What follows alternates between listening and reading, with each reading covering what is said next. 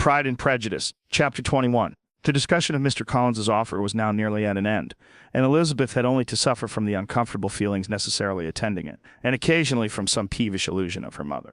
As for the gentleman himself, his feelings were chiefly expressed, not by embarrassment or dejection, or by trying to avoid her, but by stiffness of manner and resentful silence. He scarcely ever spoke to her, and the assiduous attentions which he had been so sensible of himself were transferred for the rest of the day to Miss Lucas, whose civility in listening to him was a seasonable relief to them all, and especially to her friend. The morrow produced no abatement of Mrs. Bennet's ill humor or ill health. Mr. Collins was also in the same state of angry pride. Elizabeth had hoped that his resentment might shorten his visit, but his plan did not appear in the least affected by it. He was always to have gone on Saturday, and to Saturday he still meant to stay. After breakfast the girls walked to Meryton to inquire if Mr. Wickham were returned, and to lament over his absence from the Netherfield ball. He joined them on their entering the town and attended them to their aunts, where his regret and vexation, and the concern of everybody, was well talked over. To Elizabeth, however, he voluntarily acknowledged that the necessity of his absence had been self-imposed. "I found," said he, as the time drew near, "that I had better not meet Miss Darcy. That to be in the same room, the same party with him for so many hours together, might be more than I could bear, and that scenes might arise unpleasant to more than myself." She highly approved his forbearance, and they had leisure for a full discussion of it, and for all the commendation which they civilly bestowed on each other, as Wickham and another officer walked back with them to Longbourn, and during the walk he particularly attended to her. His accompanying them was a double advantage. She felt all the compliment it offered to herself, and it was most acceptable as an occasion of introducing him to her father and mother. Soon after their return, a letter was delivered to Miss Bennet. It came from Netherfield and was opened immediately. The envelope contained a sheet of elegant little hot-pressed paper, well covered with a lady's fair flowing hand, and Elizabeth saw her sister's countenance change as she read it, and saw her dwelling intently on some particular passages.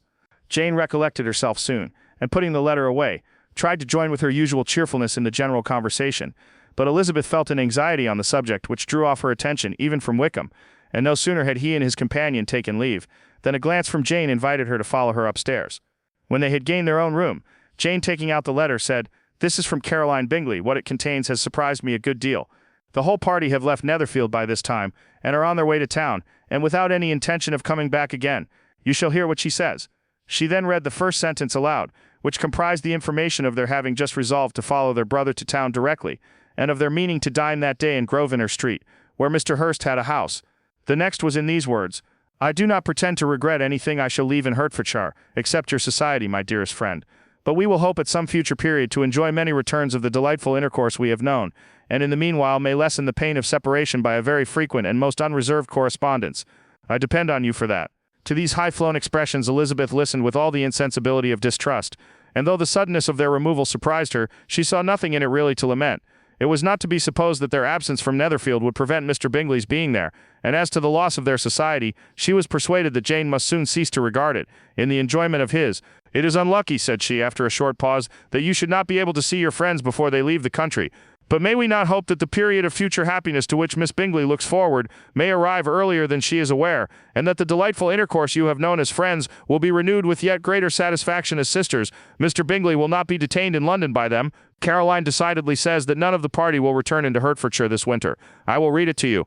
When my brother left us yesterday, he imagined that the business which took him to London might be concluded in 3 or 4 days, but as we are certain it cannot be so, and at the same time convinced that when Charles gets to town he will be in no hurry to leave it again, we have determined on following him thither, that he may not be obliged to spend his vacant hours in a comfortless hotel. Many of my acquaintance are already there for the winter. I wish I could hear that you, my dearest friend, had any intention of making one in the crowd, but of that I despair.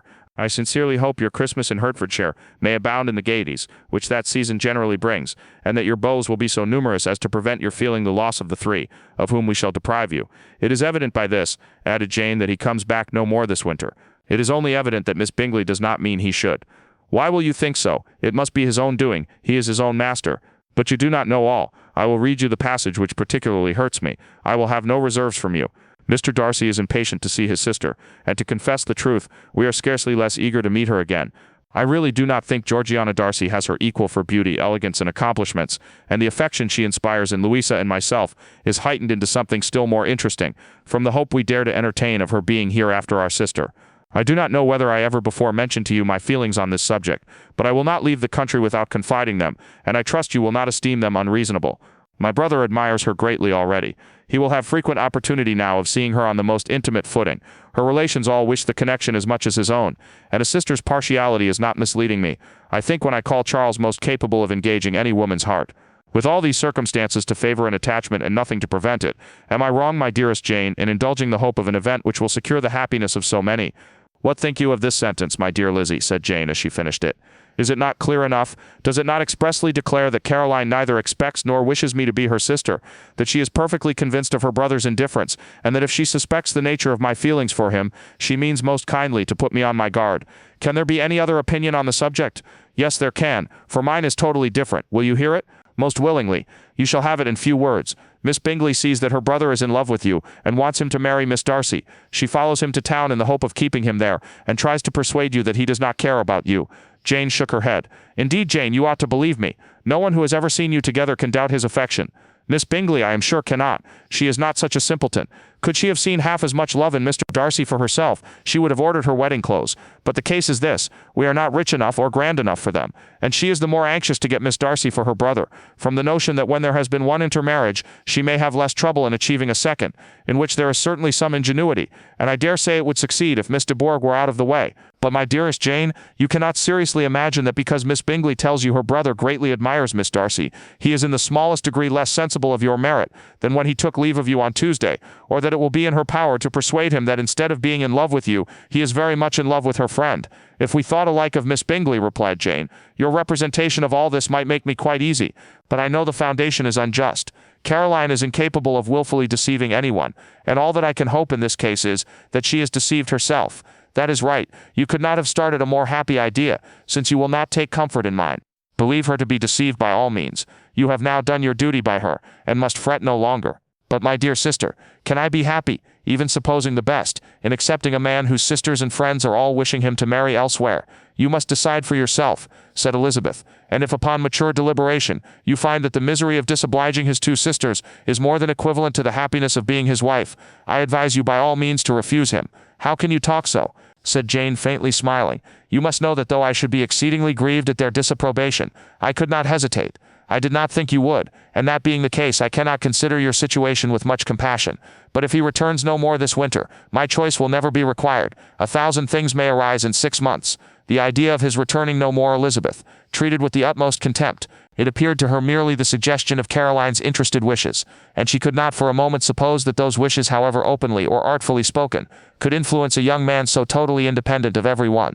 She represented to her sister as forcibly as possible what she felt on the subject, and had soon the pleasure of seeing its happy effect. Jane's temper was not desponding, and she was gradually led to hope, though the diffidence of affection sometimes overcame the hope, that Bingley would return to Netherfield and answer every wish of her heart. They agreed that Mrs. Bennet should only hear of the departure of the family without being alarmed on the score of the gentleman's conduct. But even this partial communication gave her a great deal of concern, and she bewailed it as exceedingly unlucky that the lady should happen to go away, just as they were all getting so intimate together. After lamenting it, however, at some length, she had the consolation of thinking that Mr. Bingley would be soon down again and soon dining at Longbourn, and the conclusion of all was the comfortable declaration that, though he had been invited only to a family dinner, she would take care to have 2 full courses. Chapter 22. The Bennets were engaged to dine with the Lucases, and again during the chief of the day was Miss Lucas so kind as to listen to Mr. Collins. Elizabeth took an opportunity of thanking her. It keeps him in good humor, said she, and I am more obliged to you than I can express. Charlotte assured her friend of her satisfaction in being useful, and that it amply repaid her for the little sacrifice of her time. This was very amiable, but Charlotte's kindness extended farther than Elizabeth had any conception of. Its object was nothing less than to secure her from any return of Mr. Collins's addresses, by engaging them towards herself.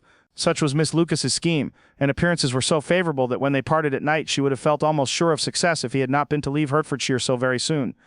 But here she did injustice to the fire and independence of his character, for it led him to escape out of Longbourn House the next morning with admirable slyness and hasten to Lucas Lodge to throw himself at her feet. He was anxious to avoid the notice of his cousins from a conviction that if they saw him depart they could not fail to conjecture his design, and he was not willing to have the attempt known till its success could be known likewise, for though feeling almost secure, and with reason, for Charlotte had been tolerably encouraging, he was comparatively diffident since the adventure of Wednesday. His reception, however, was of the most flattering kind. Miss Lucas perceived him from an upper window as he walked towards the house, and instantly set out to meet him accidentally in the lane. but little had she dared to hope that so much love and eloquence awaited her there. In as short a time as Mr. Collins' long speeches would allow, everything was settled between them to the satisfaction of both, and as they entered the house, he earnestly entreated her to name the day that was to make him the happiest of men. And though such a solicitation must be waived for the present, the lady felt no inclination to trifle with his happiness. The stupidity with which he was favored by nature must guard his courtship from any charm that could make a woman wish for its continuance, and Miss Lucas, who accepted him solely from the pure and disinterested desire of an establishment, cared not how soon that establishment were gained. Sir William and Lady Lucas were speedily applied to for their consent, and it was bestowed with a most joyful alacrity. Miss Collins's present circumstances made it a most eligible match for their daughter, to whom they could give little fortune, and his prospects of future wealth were exceedingly fair. Lady Lucas began directly to calculate with more interest than the matter had ever excited before how many years longer Mr. Bennet was likely to live, and Sir William gave it as his decided opinion that whenever Mr. Collins should be in possession of the Longbourn estate, it would be highly expedient that both he and his wife should make their appearance at St. James's. The whole family, in short, were properly overjoyed on the occasion. The younger girls formed hopes of coming out a year or two sooner than they might otherwise have done, and the boys were relieved from their apprehension of Charlotte's dying an old maid. Charlotte herself was tolerably composed. She had gained her point and had time to consider of it. Her reflections were in general satisfactory. Mr. Collins, to be sure, was neither sensible nor agreeable. His society was irksome, and his attachment to her must be imaginary, but still he would be her husband. Without thinking highly either of men or of matrimony, marriage had always been her object. It was the only honorable provision for well-educated young women of small fortune, and however uncertain of giving happiness, must be their pleasantest preservative from want. This preservative she had now obtained, and at the age of 27, without having ever been handsome, she felt all the good luck of it. The least agreeable circumstance in the business was the surprise it must occasion to Elizabeth Bennet, whose friendship she valued beyond that of any other person. Elizabeth would wonder, and probably would blame her, and though her resolution was not to be shaken, her feelings must be hurt by such disapprobation. She resolved to give her the information herself, and therefore charged Mr. Collins, when he returned to Longbourn to dinner, to drop no hint of what had passed before any of the family. A promise of secrecy was of course very dutifully given, but it could not be kept without difficulty, for the curiosity excited by his long absence burst forth in such very direct questions on his return, as required some ingenuity to evade, and he was at the same time exercising great self-denial, for he was longing to publish his prosperous love. As he was to begin his journey too early on the morrow to see any of the family, the ceremony of leave-taking was performed when the ladies moved for the night, and Mrs. Bennet, with great politeness and cordiality, said how happy they should be to see him at Longbourn again, whenever his other engagements might allow him to visit them. "My dear madam," he replied, "this invitation is particularly gratifying because it is what I have been hoping to receive, and you may be very certain that I shall avail myself of it as soon as possible." They were all astonished, and Mr. Bennet, who could by no means wish for so speedy a return, immediately said, "But is there not danger of Lady Catherine's disapprobation here, my good sir? You had better neglect your relations than run the risk of offending your patroness." "My dear sir," replied Mr. Collins, "I am particularly obliged to you for this friendly caution, and you may depend upon my not taking so material a step without her ladyship's concurrence. You cannot be too much on your guard. Risk anything rather than her displeasure, and if you find it likely to be raised by your coming to us again, which I should think exceedingly probable, stay quietly at home and be satisfied that we shall take no offense. Believe me, my dear sir, my gratitude is warmly excited by such affectionate attention, and depend upon it you will speedily receive from me a letter of thanks for this, as well as for every other mark of your regard during my stay in Hertfordshire. As for my fair cousins, though my absence may not be long enough to render it necessary, I shall now take the liberty of wishing them health and happiness, not excepting my cousin Elizabeth." With proper civilities the ladies then withdrew, all of them equally surprised to find that he meditated a quick return. Mrs. Bennet wished to understand by it that he thought of paying his addresses to one of her younger girls, and Mary might have been prevailed on to accept him. She rated his abilities much higher than any of the others. There was a solidity in his reflections which often struck her, and though by no means so clever as herself, she thought that if encouraged to read and improve himself by such an example as hers, he might become a very agreeable companion. But on the following morning, every hope of this kind was done away. Miss Lucas called soon after breakfast, and in a private conference with Elizabeth, related the event of the day before. The possibility of Mr. Collins's fancying himself in love with her friend had once occurred to Elizabeth within the last day or two, but that Charlotte could encourage him seemed almost as far from possibility as that she could encourage him herself, and her astonishment was consequently so great as to overcome at first the bounds of decorum, and she could not help crying out, "Engaged to Mr. Collins! My dear Charlotte, impossible! The steady countenance which Miss Lucas had commanded in telling her story gave way to a momentary confusion here, on receiving so direct a reproach, though as it was no more than she expected, she soon regained her composure, and calmly replied, "Why should you be surprised, my dear Eliza? Do you think it incredible that Mr. Collins should be able to procure any woman's good opinion, because he was not so happy as to succeed with you?" But Elizabeth had now recollected herself, and making a strong effort for it, was able to assure her with tolerable firmness that the prospect of their relationship was highly grateful to her, and that she wished her all imaginable happiness. "I see what you are feeling," replied Charlotte. "You must be surprised, very much surprised, so lately as Mr. Collins was wishing to marry you. But when you have had time to think it all over, I hope you will be satisfied with what I have done. I am not romantic, you know. I never was. I ask only a comfortable home, and considering Mr. Collins's character, connections, and situation in life, I am convinced that my chance of happiness with him is as fair as most people can boast on entering the marriage state." Elizabeth quietly answered, "Undoubtedly," and after an awkward pause they returned to the rest of the family. Charlotte did not stay much longer, and Elizabeth was then left to reflect on what she had heard. It was a long time before she became at all reconciled to the idea of so unsuitable a match.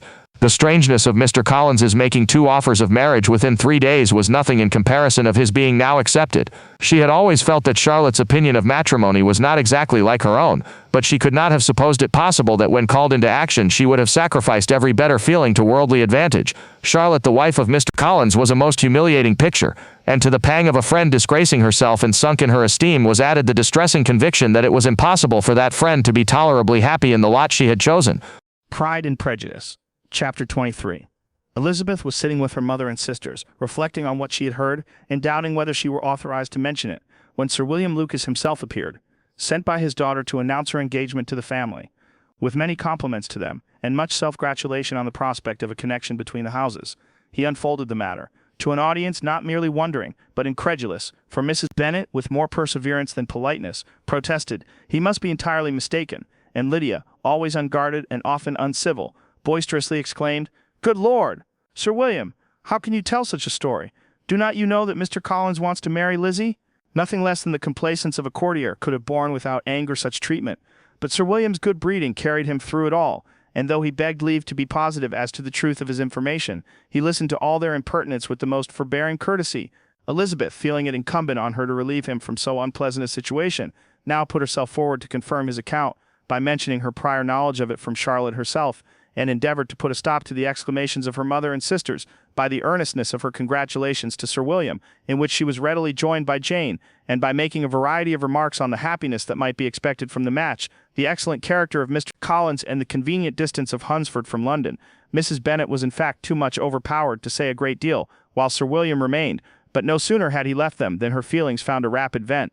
In the first place, she persisted in disbelieving the whole of the matter. Secondly, she was very sure that Mr. Collins had been taken in. Thirdly, she trusted that they would never be happy together. And fourthly, that the match might be broken off. 2 inferences, however, were plainly deduced from the whole. One, that Elizabeth was the real cause of all the mischief, and the other, that she herself had been barbarously used by them all, and on these 2 points she principally dwelt during the rest of the day. Nothing could console, and nothing appease her, nor did that day wear out her resentment. A week elapsed before she could see Elizabeth without scolding her. A month passed away before she could speak to Sir William or Lady Lucas without being rude, and many months were gone before she could at all forgive their daughter. Miss Bennet's emotions were much more tranquil on the occasion, and such as he did experience he pronounced to be of a most agreeable sort, for it gratified him, he said, to discover that Charlotte Lucas, whom he had been used to think tolerably sensible, was as foolish as his wife, and more foolish than his daughter. Jane confessed herself a little surprised at the match, but she said less of her astonishment than of her earnest desire for their happiness, nor could Elizabeth persuade her to consider it as improbable. Kitty and Lydia were far from envying Miss Lucas, for Mr. Collins was only a clergyman, and it affected them in no other way than as a piece of news to spread at Meryton. Lady Lucas could not be insensible of triumph on being able to retort on Mrs. Bennet the comfort of having a daughter well married, and she called at Longbourn rather oftener than usual to say how happy she was, though Mrs. Bennet's sour looks and ill-natured remarks might have been enough to drive happiness away. Between Elizabeth and Charlotte there was a restraint which kept them mutually silent on the subject, and Elizabeth felt persuaded that no real confidence could ever subsist between them again.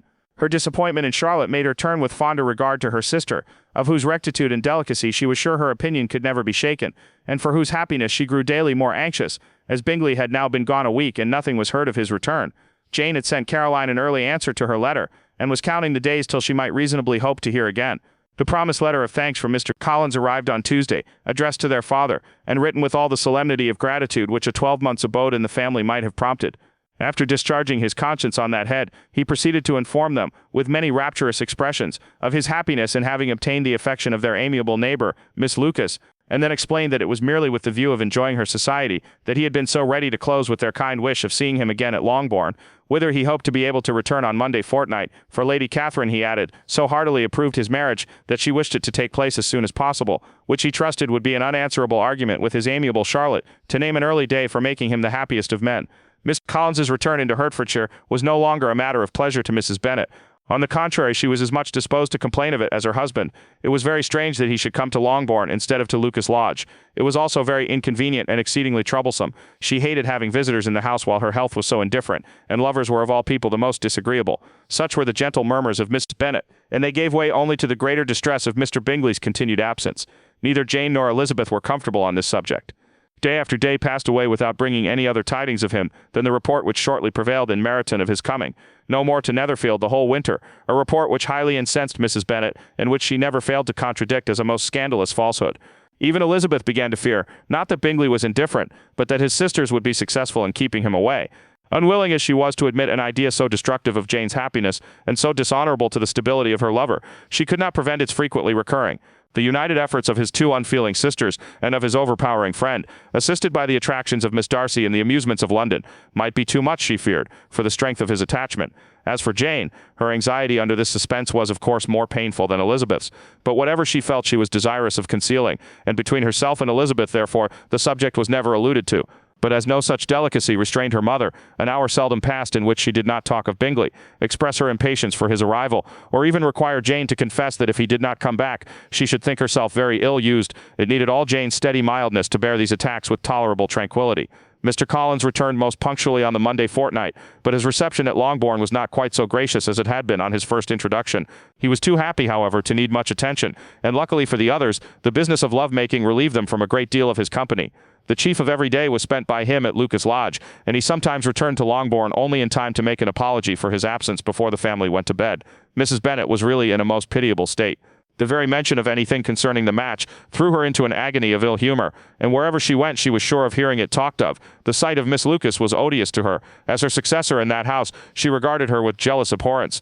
Whenever Charlotte came to see them, she concluded her to be anticipating the hour of possession, and whenever she spoke in a low voice to Mr. Collins, was convinced that they were talking of the Longbourn estate, and resolving to turn herself and her daughters out of the house as soon as Mr. Bennet were dead. She complained bitterly of all this to her husband. Indeed, Mr. Bennet, said she, it is very hard to think that Charlotte Lucas should ever be mistress of this house, that I should be forced to make way for her, and live to see her take my place in it. My dear, do not give way to such gloomy thoughts. Let us hope for better things. Let us flatter ourselves that I may be the survivor. This was not very consoling to Mrs. Bennet, and therefore instead of making any answer she went on as before, I cannot bear to think that they should have all this estate. If it was not for the entail I should not mind it. What should not you mind? I should not mind anything at all. Let us be thankful that you are preserved from a state of such insensibility. I never can be thankful, Mr. Bennet, for anything about the entail. How anyone could have the conscience to entail away an estate from one's own daughters, I cannot understand, and all for the sake of Mr. Collins too. Why should he have it more than anybody else? I leave it to yourself to determine, said Mr. Bennet.